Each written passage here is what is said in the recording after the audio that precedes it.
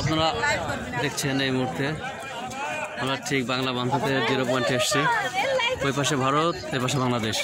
আপনার অনুভূতিটা কি? আমরা যে এখানে এসছি নিশ্চয়ই আমরা এসেছি পঞ্চগড়, তেঁতুলিয়ার, বাংলাদেশের শেষ সীমানা বাংলাবান্ধা। এখানে এসে এত সুন্দর লাগছে, মনে হচ্ছে যে একটি দিন না, এরকম যেন সপ্তাহ, মাস বা বছরের পর বছর এভাবে কাটিয়ে দিই। আসলে তাই। এবং আমরা যদি গ্রুপ ভিত্তিক যদি আমরা না আসতাম, আসলে একা একা আসা অসম্ভব হতো, ঠিক না?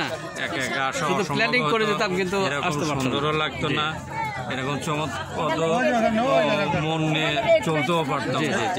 আপনি এক কথা বলেন, কেমন লাগছে? খুব ভালো লাগছে। জি জি। তো ধন্যবাদ আমরা আমাদের মাসুদকে দিতে চাই ইনশাল্লাহ, ঠিক না?